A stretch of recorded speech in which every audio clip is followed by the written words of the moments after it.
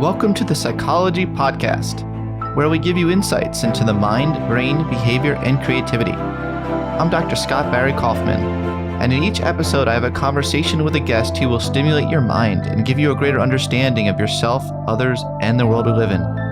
Hopefully we'll also provide a glimpse into human possibility. Thanks for listening and enjoy the podcast. Today, it's great to have Tomas Chamorro-Premuzic on the podcast.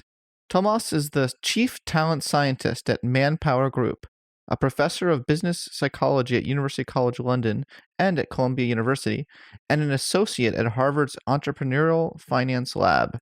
He's the author of Why Do So Many Incompetent Men Become Leaders and How to Fix It, as well as 9 other books and over 160 scientific publications. He's the co-founder of Deeper Signals and Meta Profiling and is a regular contributor to HBR, Fast Company, and Business Insider. Tomas, so great to chat with you today. Yeah, likewise. Thank you for having me, Scott.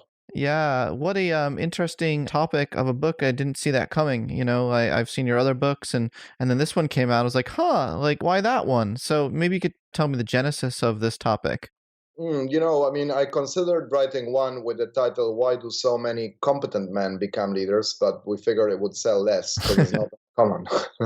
Now, jokes aside, the book originated or came out of an article, an essay I wrote for HBR in 2013 that was a reaction to Sheryl Sandberg's lean-in argument.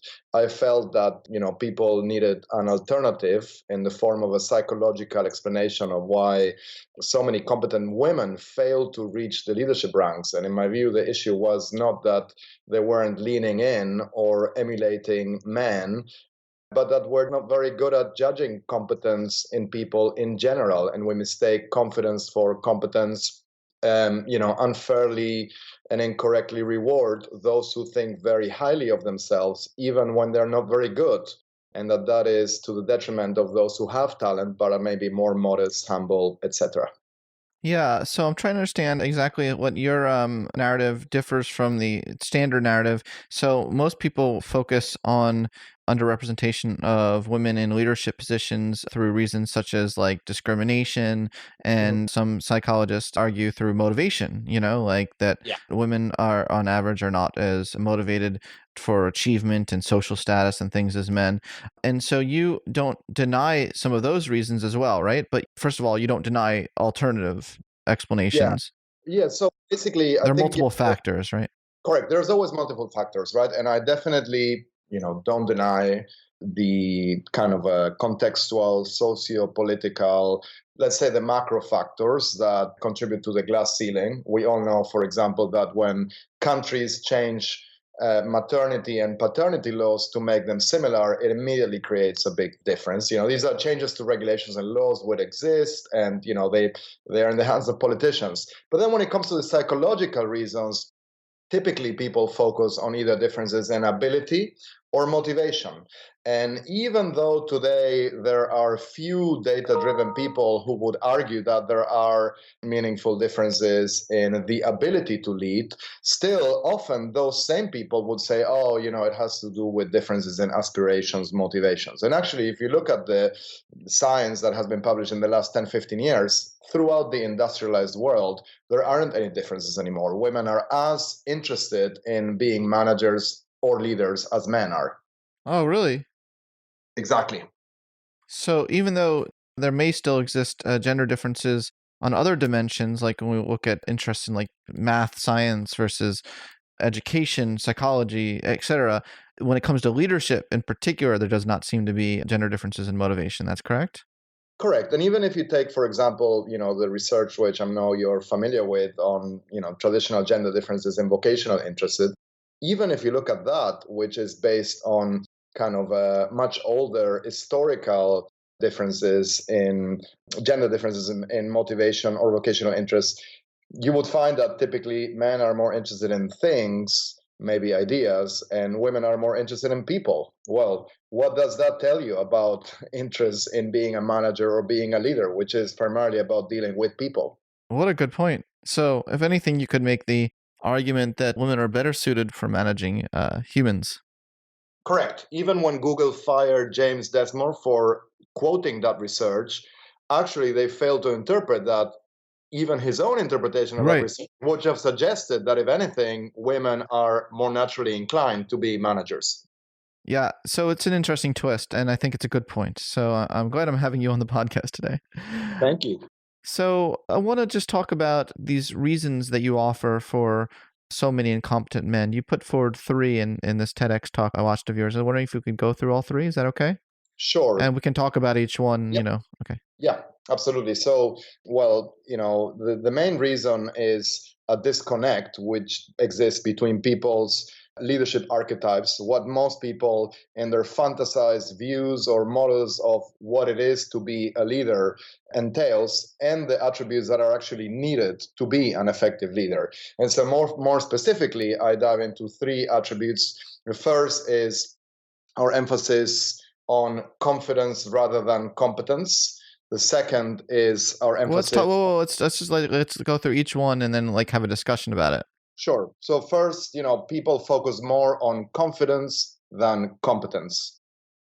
What that means is it's a lot easier to observe, certainly if you look at how leaders are vetted or evaluated in most corporations, in most organizations. There's a very, very strong focus on short-term interactions, unstructured interviews, conversations, face-to-face meetings, etc., which mean that for people it's much easier to observe things like assertiveness, confidence, than to actually figure out whether somebody has competence. In today's world, leadership is very complex, and unless you have great expertise, it's going to be very difficult for you to evaluate whether somebody has good technical skills, domain-specific expertise, and then even things like intelligence, creativity, curiosity. These things are not easily observable, but confidence is. And especially in the Western world and primarily in America, we habituated to this idea that when people are assertive or they seem confident, they must be good. The kind of fake it till you make it idea. Oh yeah, we really do have trouble distinguishing between these things, and I think if I remember correctly, in the Invisible Gorilla book that Christopher Chambray and co-authored, and they talk a lot about how that's one of the strong biases among humans, is that inability to distinguish between those two. So that's one reason for so many incompetent men. What's the second one? The second one is that we emphasize charisma instead of focusing on humility.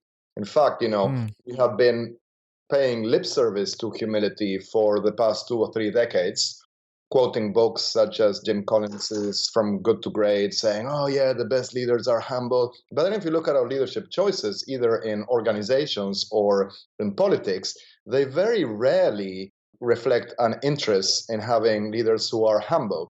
More often than not, we focus on whether they seem to have, the X factor, whether they're entertaining. In American presidential elections, I think the strongest predictor of who wins, other than height, is who would you rather have a beer with, And, that might be nice, but most voters would probably not going to get to have a beer with the president. Certainly not the current one, who is a teetotaler. But in general, it doesn't matter if you select people with those characteristics. Of course, one can be charismatic and competent, but if you focus so much on charisma and select people based purely on the impressions they make in televised debates or short interactions, you're going to inadvertently hire a lot of people who are not that competent, including some people who might have some psychopathic tendencies and some dark side traits. Yep. There's a quote of yours. You say, there's a surplus of charismatic leaders with a fascinating dark side. I thought that was an interesting quote. Exactly. And, and it's kind of, in a way, a vicious circle, because we all love reading books or watching movies on those leaders because they are captivating. But let me tell you, people will be much better off if they were managed by leaders who are actually quite boring, predictable, and not that psychopathic. Yeah, keep it to the television, right? Correct. Exactly. So the third one. Yes, tell me the third one. Yeah, and then the third one is, it's more recent in a way, but it's quite a common phenomenon, is that we're more likely to select individuals who are narcissistic, even if it's, mild narcissistic tendencies, being entitled, self-obsessed, people who are their biggest fans and admirers and who seduce us with megalomaniac visions that are impossible to execute, than people with integrity. I think certainly if you look at the vast number of scandals that have been reported in the past 10 years, and if there's one big learning from the hashtag #MeToo age, is that for too long, we've selected individuals to leadership roles who feel so entitled that they think they can get away with murder, literally, and they have no limits, and they're not very good at self-control. And, there is a general lack of integrity and morality in our choices of leaders. And when I say choices, I mean both in democracies when people vote and elect candidates, and also in organizations or corporations when HR departments are in charge of making these choices. Yeah, so by linking this to narcissism to males, you're citing research on the statistically significant difference on average between males and females in the trait grandiose narcissism. Is that right?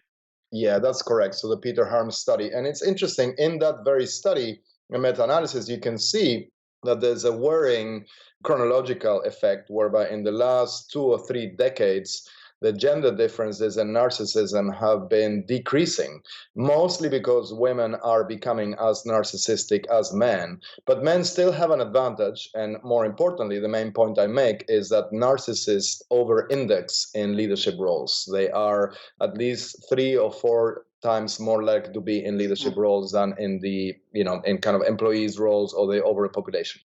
Is that not just narcissism, but would you say the whole dark triad? Yeah, as you know, they are often confounded, right? So, and sometimes the measures that are used in this study might not be pure measures of narcissism, Right. but have some elements of Machiavellianism. Certainly, even if you look at much of the advice that the self-help industry focuses on when it comes to helping people become leaders, preaches or foments Machiavellian tactics of manipulations, right? If your way to help people become leaders is to help them show off, take credit for other people's achievements, blame others for their mistakes, brand, and BS their way up, and develop political savvy, it looks a lot like a House of Cards episode. And there are certainly overlapping characteristics between that and being Machiavellian. Yeah, and then the third member of the dark. Some people, my listeners, might not know what the dark triad consists of, but Machiavellianism, narcissism, and subclinical psychopathy. But there's this research trying to understand, well, what is the dark core of all these dark traits? There's even more, because some people have said there's even more. There's like sadism, there's spitefulness, et cetera, et cetera. So there seems to be this dark core of callousness and manipulativeness. Correct. And where there are, generally speaking, deficits in empathy and, bigger focus or attention on advancing one's own individual self-interest, even if it comes at the expense of others, And I think in a way, I like to use sometimes the kind of the evolutionary term of the free rider phenomenon or effect, because you could see why, certainly if the system is moral enough and high functioning, it will always allow for a certain number of individuals who take more than what they give and take advantage of that system. Where things start going wrong is when the majority of people in that system, certainly those who are in charge, have these, parasitic effects. And that's, in a way, organizations then will self-destruct. But the problem is there's a lot of casualties and people that suffer the consequence. So we will be better off avoiding it by minimizing, the dark side tendencies that people have when they are in leadership roles. What are your own narcissism levels? Look, I always say I grew up in Argentina, where we are probably the most deluded nation in the world. So I think More than Americans? Yes, I think so. I mean, certainly because if anything, America still has the performance and the competence to back it up, mostly, right? You could argue, okay, it's not as great as it was before, but at least it's still in, by most economic output measures, the world superpower. Argentina was the superpower or a superpower in 1870. It's been declining ever since, but people's egos are still intact and as high as ever. So, I often describe myself as a recovering Argentine. And by that, I mean that in the last 20 years, which is the time I spent away, I've been trying to work on decreasing my confidence and narcissism and becoming less entitled, more humble, more modest. And, it's painful in the beginning, but it's very useful in the end. Now, are you going to run the risk of pissing off your fellow Argentinians when they listen to this podcast, as well as like you make a similar argument in your TEDx talk? Yeah, but I think when you are really that sure that this is not about you because you're great, something similar happened with my book. For a few years, I proposed to HBR to turn my article into a book, and they said, look, we can't publish this because 70% of our listeners are male executives, and you're essentially insulting them. And I said, don't worry, most of them won't realize that it's about them because that requires self-awareness. Same with the Argentines, they laugh at my jokes because they're like, yeah, other people in my country are deluded, but not me. It's sort of like the better than average bias. Yeah, that bias saves you, book sales. Just wanted to take this moment to thank you all for your support of the podcast over the years. It's been a real privilege to do this podcast for you all for the past 4 years. It's been a real labor of love. If you'd like to further support the podcast, I wanted to let you know a few things you could do to help make it a better experience for you all. First, I'd really appreciate it if you could subscribe to the Psychology Podcast on iTunes. This would help make the show more prominent on iTunes and increase our listenership. I believe you can subscribe both on your iPhone and on your computer. Second, it'd be great if you could give the show a rating and review in iTunes. I definitely read all the reviews, and they're helpful to others who are thinking about giving the show a listen. Another thing you can do is donate something to the show. Even just the price of a cup of coffee would really help me continue to do this podcast for you all. To donate something, you can go to thepsychologypodcast.com and click on the link at the bottom that says Become a Sponsor. So thanks again for your incredible support of the show over the years. I do this show for you all because I truly love sharing my enthusiasm and love of the mind, brain, and creativity, and I really appreciate you joining me on this journey. Okay, now back to the show. So I just want to talk about this third point a second about narcissism and how you're kind of linking this to males, because we found, I think that one potential criticism of your work is like you're letting women off the hook too easily. Like women on average, we found in our research, score higher than men on vulnerable narcissism, a different kind of narcissism, which is more associated with self-preoccupation and anxiety and self-insecurity. And there's still an entitlement level there, which is what makes it part of the narcissism complex. So couldn't one make the argument that like there's just that neither men or women are better or worse, but their narcissism comes out in different ways? Yeah, I think that is a valid point. And, I think, so I use kind of more broader terms and kind of maybe more exaggerated terms to distinguish between sort of neurotic narcissism and psychotic narcissism, right? So the first one is more insecure. Right. I don't know if you watched the British version of The Office. I haven't seen the American one, but in the British one, it's very clear that the main character, played by Ricky Gervais, is an insecure narcissist. Yeah. So narcissist, very much the female type, which, right. He thinks he's great, but constantly requires validation. Constantly, yes. And it's very tiring. But actually, not just for being an effective leader, but in general, you can generally coach that profile or that type of narcissism easier than the psychotic or deluded, the kind of megalomaniac narcissist. So I think even there is, small advantage to being a woman, even though, of course, we're still talking about small effect sizes. Averages. Averages, right? But I think if you look at the whole picture and you look at, yes, on average, where women differ from men is because women tend to be less overconfident, even to the point of being more insecure, more kind and caring, more altruistic, etc. And men are the opposite. Historically, that has been seen as a male advantage. But I think these are cyclical things. If we spend 3 or 4 decades selecting for an over masculine profile of a leader, there's going to be a need for the opposite. So I'm not arguing that forever, we need to have a more feminine leadership style, but I think that many of the problems that we've experienced with our leadership in the last 2 or 3 decades are because of this overemphasis or over-indexing of people who are overly abrasive, overconfident, reckless, and hypermasculine. So a balance would be nice. Organizations that have managed to have a more mixed or cognitive diverse configuration of the leader profile tended to do better as well. I really like that point. Trying to get all my potential criticisms out there because that's what I do on the Psychology Podcast. So Right. let me think of another one. Oh, so some people may really object to you equating hypermasculinity as like a bad thing. There's this big controversy over this Gillette ad that kind of painted Mhm. some normal masculine traits as necessarily toxic. But couldn't one make the case that's not fair you're not being fair to men? There's a lot of masculine qualities like just healthy assertiveness and perseverance and things that are just, and caretaking, like to manage Mhm. as many people as possible that could be actually very beneficial things. Mm, yeah, I think you're right, and just because I focus on some of the negative effects doesn't mean that I'm not aware of the positive effects. Clearly, also, at least the way I see it is, I see this as an issue of, a continuum. There is a range of or in femininity and a range of or in masculinity. As you know, many biological males are more feminine than some biological females, and so forth. So, if anything, my argument is that for too long, we've assumed that masculine characteristics of leadership or the masculine type is better than it actually is, and focus so much on that, on selecting for that, that we ended up in many cases with leaders who overindulged and they displayed, antisocial behaviors, bullying, harassment, and other tendencies that are so common that it's almost the elephant in the room. I mean, now they transcend it because there are so many famous cases.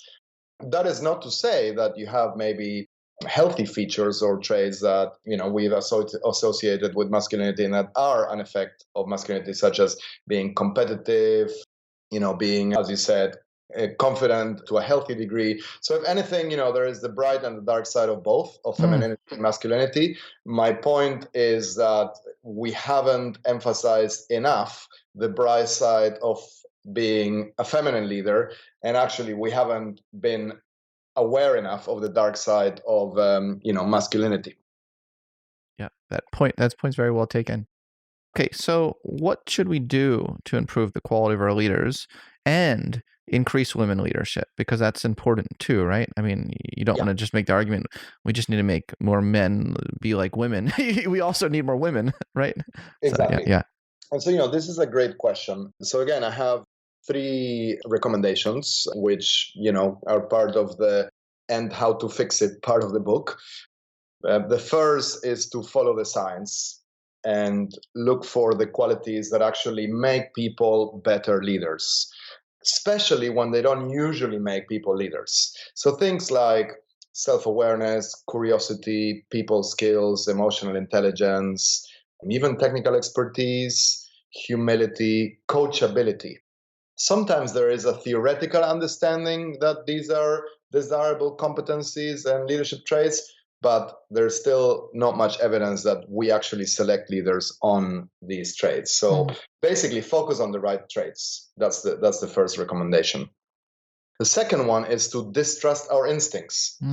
Even in today's age where there's so much discussion on being evidence-based, data-driven, big data, now AI, etc., and much of HR has been rebranded as people analytics, the dominant currency for making even these high-stake decisions, so selecting people to the highest ranks of power and leadership, is intuition. Hey, I like this person who I just interviewed. Oh, they'll fit right in. The same companies that are spending and largely wasting money on unconscious bias training would say that they hire on culture fit, and that just replicates biases that are often hard to find because companies don't have tradition or a habit of actually measuring the performance of the leaders. So I like you during the interview, and then I'm in charge of your performance evaluation, and I say you are great. And then, hey, I was such a good, assessor or evaluator of leadership potential. So second one is distrust our instincts. I mean, that's like a really, really big hurdle for making progress in HR in general. Okay, let's pause because I feel like you're about to move on to number 3. Let's take a pause. Am I right? You're about to move on to number 3? Yes, I was. Okay, cool. I could tell. So let's pause for a second because you're saying so many juicy things. So you just quickly said yes, because we're wasting so much money on unconscious training. Well, that's not obvious. Let's unpack that more because there are still a lot of companies that believe in unconscious bias training. Can you explain a little more and unpack some of the science on why you think money would be better spent elsewhere? So I think, first, of course, there is variability in the type of training that is offered, right? So on the point of how effective these interventions are, my main objection is that a lot of these interventions focus on making the unconscious conscious. Mm. And my argument here is that most biases are not even unconscious, they are actually conscious, and that a lot of the problematic biases are conscious. In fact, you can create more problems that you're solving by making people aware of the fact that, I don't know, they're biased against women, blacks, Hispanics, old people, or unattractive people. If I'm still relying on my intuition during an interview, and all I'm thinking is, I should not think that the person in front of me is Hispanic, Latino, or female. I will only think about that, and I will have trouble focusing on everything else. And by the way, there's no evidence that even eliminating that bias will make me an objective assessor of that person's potential compared to, I don't know, science-based assessments or some data-driven interventions. Having said that, my main objection is not that the training might not work, but that the same companies are, on the one hand, spending money on those interventions, and then on the other hand, saying we hire on culture fit. They're almost incompatible because if you are going to select people who are just like everybody else in your company, that's a very conscious bias that drives your talent identification efforts. I see. So focus more on what conscious values and decision that trees that we're making, selection criteria, then you seem to have less faith that we can so easily in like a 2-hour or a full day unconscious bias session convert the unconscious into consciousness. Yeah, that for sure, right? So certainly, come here, I'll show you some slides on Right. 1970s or 1980s research on, IATs, etc., which, as you know, are still, there's some interesting studies there, and it's still a lot of discussion as to how effective they are, and also what happens once you find out what the IAT tells you, right? So I did the Harvard Implicit Associations test of sexism. And you're And sexist well, it did unconsciously? in favor of women, compared to men. So, which I sort of knew. So in my Well, that case, makes sense considering this book you've written. yeah, and so, for example, what happens next, right? So Mm, that's the important thing. How do I address that bias once it is conscious? But mm, anyway, I think if you're doing that training and then at the same time you're saying here we basically want people who are just like everyone else, you're mm. not going to create an inclusive culture that is accepting of people who look different. By the way, also, if companies are really thinking that they're going to address their diversity and inclusion issues by appointing minority person as chief diversity officer and that's it's not very serious. Mm. Well, I mean, a lot of companies are doing that these days. Exactly, and I think the intention might be fine, but much like the lean-in argument or like quotas, they often backfire because those who are in charge, the elite, usually men, assume that these measures are breaking or kind of reducing a meritocratic order that is in place in their view, because nobody is challenging the fact that there is no meritocracy at the moment. Hmm. Really, really interesting point. Okay, so let's move on to your third one. Is that okay? Yeah, the third one which kind of addresses the second part of the question, which is, not just how do we get better leaders in place, but also how do we get more women in leadership roles. And what I actually argue is that the solution is the same for achieving both things. So the third one is don't make it easier for competent women to become leaders, make it harder for incompetent men to become leaders. They're occupying a lot of the jobs and roles Mm. that could go to competent women or competent people in general. But at this stage, the main issue is that incompetent men are overrepresented in leadership roles. So, in a way, what I argue, or the main implication for diversity, gender diversity policies or interventions, is that the best gender diversity intervention is to focus on talent rather than gender.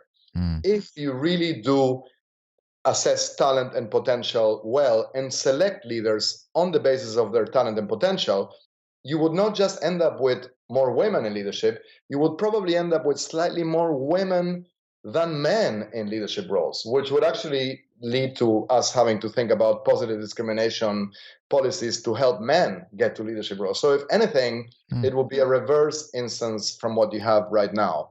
And that argument sometimes upsets even feminists who think, oh, what you're saying is that, it's all about the business case and ROI, and it's not important to promote social justice or fairness. Not at all.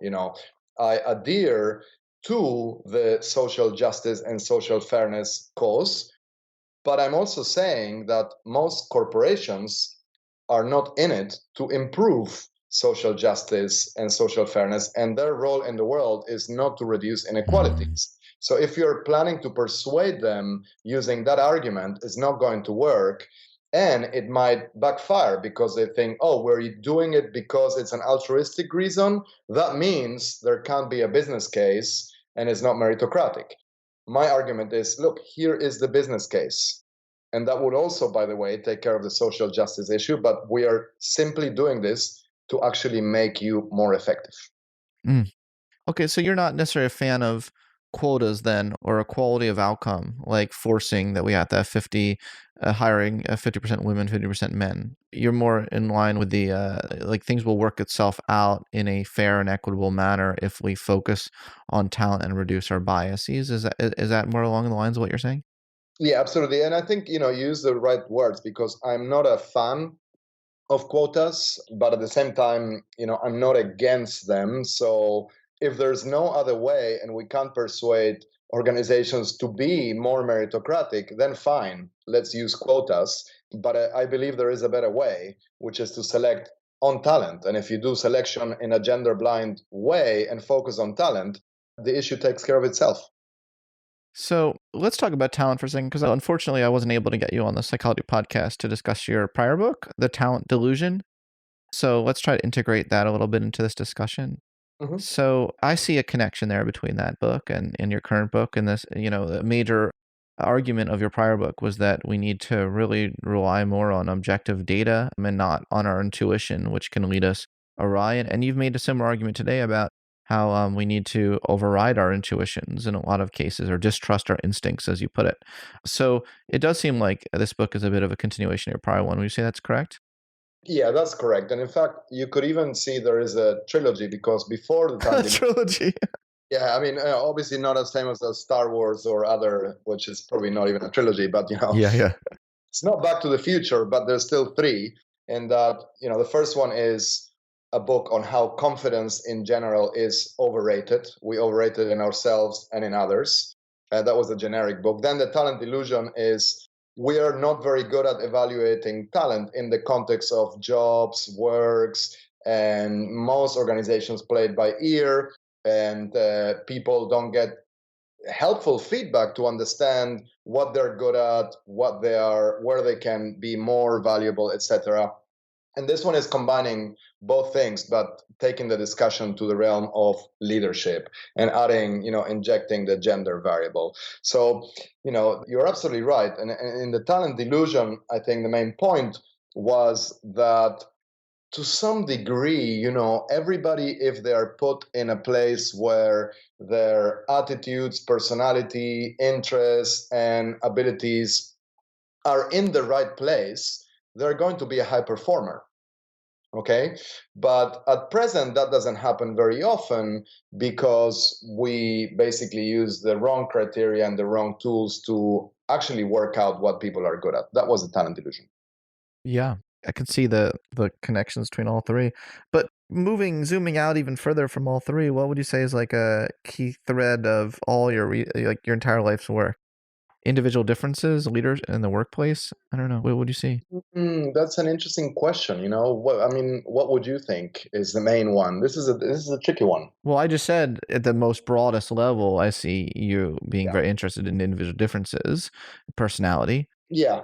and the workplace. But it could also be now like you've extended this to group differences as well. But Yeah. differences, But I think you're right, because even when I talk about group differences, it's, just the aggregate level of analysis. It's a consequence of individual differences that are, also That's right. a cluster around there. So, um, ultimately, like, even though I'm very focused on what happens in the workplace and business environments and people's kind of careers, you're right. I think my main interest is ultimately using science and applying that science to understanding or decoding the most individual level of analysis of what people are like, right? And so, yeah, it's in the tradition of individual differences or differential psychology, is trying to understand what people's typical or default tendencies are,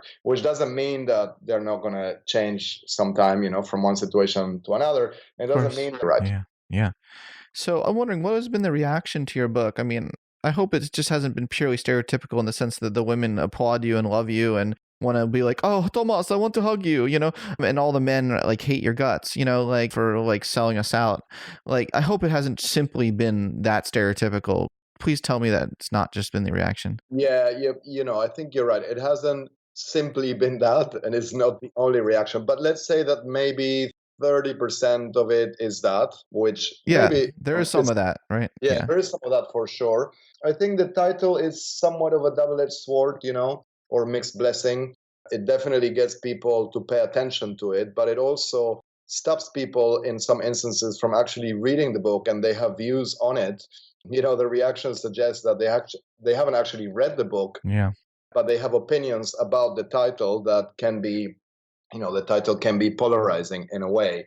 So I'm going to talk about the remaining third, the one that Okay. I consider the most promising, most rational, and at least more rewarding reaction, which is always when people reframe certain misconceptions, and maybe they thought, okay, so what you're arguing is that we are, for example, focusing less on the qualities that make people more effective as leaders and the things that actually we all assume. Because if you ask even educated and liberal and professional, experienced people, what is the number one competency or ingredient of leadership potential, the most common answer will be confidence. So Yeah. just helping them reframe that is important. And then I think the one that I have, been probably happiest about is people who work in the diversity and inclusion space and are maybe from whatever reason, role, job, or part of their occupations trying to promote gender equality. They've often said, oh, this is a different argument, and I can see now how some of the things that we've taken for granted might not just not help, but actually backfire. So I think the timeliness, if anything, is that we have entered, I think, a phase in the discussions of diversity, gender diversity and equality, where the conversation is a little bit more mature, more rational, more evidence-based, and where organizations are moving from pretending that they care to actually caring. Yeah, and again, I see a lot of people really agreeing with that, and then I see some people saying, there's just so much piling on men these days, like it can lead one to kind of think, well, is there anything good about men? Yeah, I think it's certainly, there has never been a worse time in history to be a man, you could argue, now. But at the same time, it is still much better to be born as a man than as a woman anywhere in the world, including Scandinavia, by the way. So I'm not saying the solution to the past historical injustices would be to reverse it and make the world, overly challenging towards men and too easy for women. But even if that happened, you could argue that it's not the most immoral scenario, given how hard it has been for the past few hundred years, at least, for women, and how easy it has been, unfairly easy for men. So I'm not advocating for that, but if that happened, then I can't necessarily sympathize and say, oh, poor man, you know? Yeah, I do hear you saying it. I think the important thing is just keep up the open conversation and mutual understanding across both sexes and both genders. And yeah, I think you've really contributed an important addition to this ongoing to cultural war, but it's also a reckoning, a male reckoning. Men are starting to be accountable for a lot of their bad behavior, and like it's undeniable. There's a lot of bad behavior among men. There's bad behavior among women too, right? Correct. And I think, the interesting kind of more geeky and theoretical or even philosophical theme that underpins this or some of these issues, which I know you've researched and written about a lot, is that kind of intersection or tension between cultural evolution and biological evolution, how the degree to one emerges because of the other, and Yeah. to what degree they are in tension and one tries to undermine the other. So I think that's very interesting, certainly, that the fact that there's a thing that always has been and will continue to be, but then at the same time you have huge cultural differences today between different places that show that culture can do a lot to erode, suppress, or counteract some of these biological factors. It can. And that seems to be the focus of your book, right? Is what can we do as a culture to have a more equitable workplace that also just has more actually competent people running the ship? Exactly, Yeah. exactly. And I think ultimately men have always, and by men I mean mankind, right? So men and women have always, Humankind. mankind, yes, found ways to transcend their own biology and nature, right? Yes. By creating tools and machines and technology that actually advance the species as well. And that's, at the core of much of the conversation around technology and AI today as well, even if we don't become androids anytime soon. Hopefully not. Well, I don't know. Maybe it would actually help us in a lot of ways, but we don't need to get into that You discussion. don't need to go there, and at least you should reassure your audience that you are a human and I am a human, and also remind them that neither of us is an incompetent man. That's important to state. Oh, that's very kind of you to think I'm a competent man. Well, I try my best, and I try to be better every day. And I think that's the best we can do, right? For sure, trying is half of the battle. Well, okay. What's the other half of the battle? Well, it's succeeding at it, right? But I think a lot of the issues, and this is a serious topic that fascinates me. If you look at another literature, which is the coaching and leadership development literature, Hmm.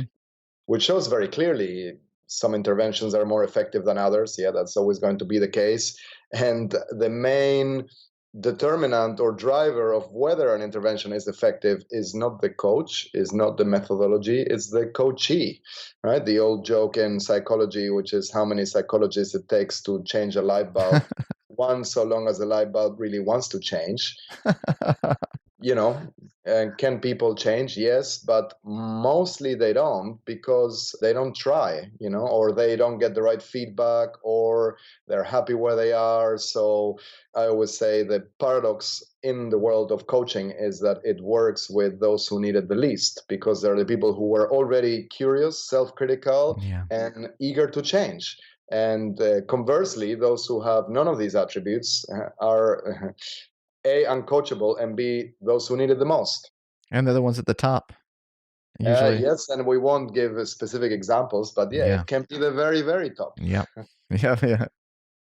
Yeah, or, I mean, I think it's fair to say that this is quite a common feature in many, many, if not most, heads of states, right? It's the Yeah. 70% of the world is run by people who have no shortage of confidence and charisma, but are not very humble, not very curious, not very coachable. And maybe things are better than they were, but I would argue that they could also be much better. And the countries that are run well and where people are happiest and thriving and improving themselves tend to be run by more competent and humble people.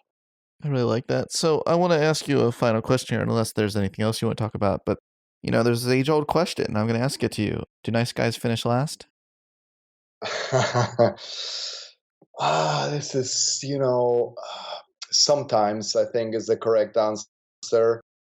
But it doesn't have to be the case? It's a really, yeah, my book would focus on the fact that they do, right? Because even though I make the case for more women in leadership, I also make the case for nicer guys in leadership. I think we need more nice guys to be in leadership roles. And right now, when you often show that you are a nice guy, you are, overlooked or ignored for leadership roles. Yeah, nice men are discriminated against as well. Exactly, absolutely. And so I make that point in the book. So for the purposes of our conversation, I would say yes. But it doesn't have to be the case. Oh, no, it should be the other way around, especially because as a leader, you're responsible for the well-being, the performance, the success, and the fate of your team, your followers, your subordinates. So they're going to benefit much more if you are a nice guy than if you're a nasty ... Yeah. So I wish a lot of people listen to this podcast episode who are in leadership positions or can choose leaders, and I hope they choose more wisely based on your work.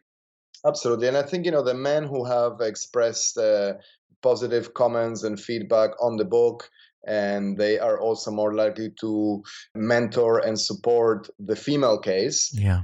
Often say, look, I am myself disadvantaged or handicapped at work because I display some of these feminine characteristics. So absolutely. Yeah. Awesome. Well, thank you so much for chatting with me, Tomas, and I wish you all the best with this important research program. Thank you so much, Scott.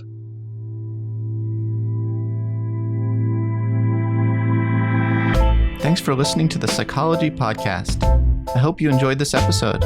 If you'd like to react in some way to something you heard, I encourage you to join in the discussion at thepsychologypodcast.com. That's thepsychologypodcast.com. Also, please add a rating and review of the Psychology Podcast on iTunes.